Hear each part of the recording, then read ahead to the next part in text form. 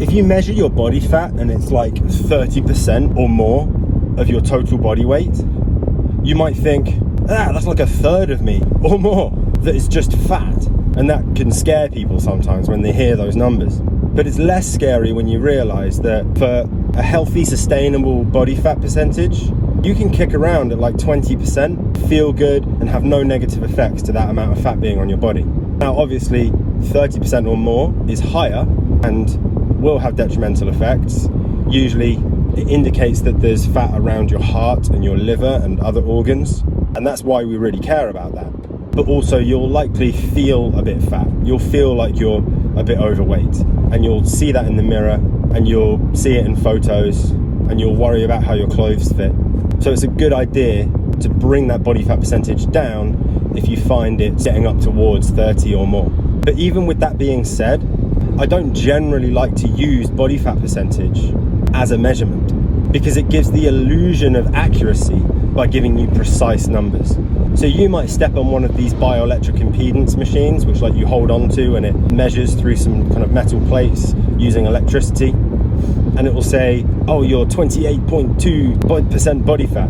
But actually, you can take the exact same measurement even just 5 minutes later, and it will give you a very different number. Not very different. It will be 27.3 or 30.2. But because of the inaccuracy and the variability of the measurement, it might actually change quite a lot from measurement to measurement. So always when we're dealing with body fat percentage, we're dealing in ballparks, and we're never concerned with just the sheer number that you're seeing. We want to see what direction your body fat is going. Think about it this way. People like to measure the height of their child as they grow. Maybe they're like 4'2", and then a few months later, they're 4'9". And so you can see that the kid has grown. There comes a point though where your kid stops growing and they're an adult, and you kind of meet the height that you're pretty much going to be for the rest of your adult life. And so people aren't going around measuring themselves to see how tall they are, because you kind of know what it's going to be and you don't expect it to change. So the measurement only becomes useful when you're comparing it to a previous measurement or the next measurement. If you're not expecting that measurement to change, there's no need to take a measurement. So because of the inaccuracy of body fat measurements in general, and the fact that we kind of need to take quite a few over the course of many months, I actually prefer to just take people's weight, because as an indicator for whether things are changing, the combination of keeping track of what you eat and keeping track of what you weigh and keeping track of your workouts are more than enough to get a valid and insightful measure into what's actually going on in your body over the course of time. This goes for all these kinds of numbers. People track their sleep cycles, they track their stress levels according to a score, they track how many years of life they've got left in these apps. But you generally want to keep tracking as easy and as minimal as possible. And the more weird and wonderful you make your tracking, the more likely you are to stress and obsess over it and make yourself feel like, oh, I'm 30% body fat, that's a third of my body, and and it ends up in these weird thought patterns that can make you not feel very good. So we want to track winning measurements. We want to track measurements that make you feel good over time.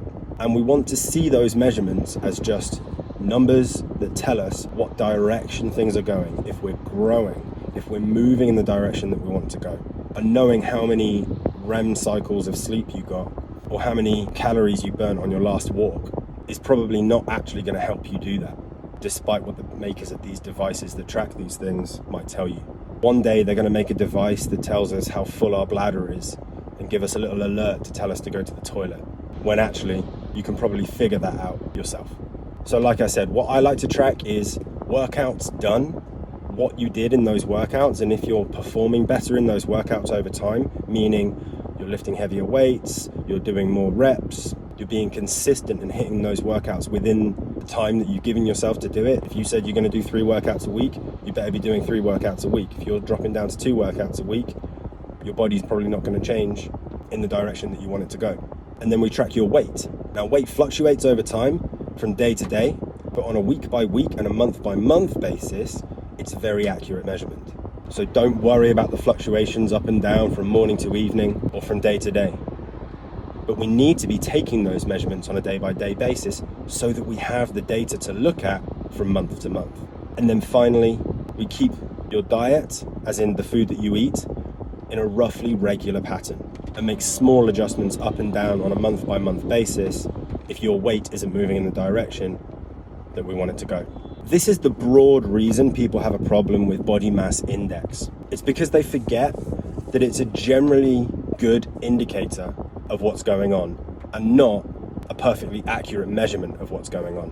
BMI is just a comparison between your height and your weight, and it works for the average person. So unless you're very young, very old, or very muscular, and being very muscular is a good thing, your BMI is a good first port of call to figure out if you should be losing weight or not. If you can look at yourself and honestly say, I'm pretty muscular for a normal person, then that doesn't mean you discount BMI completely. It just means that you can probably be a little bit heavier than would normally be acceptable for an averagely muscled person. That doesn't mean that BMI is useless. It just means it's a first port of call to see whether it's worth thinking about losing some weight.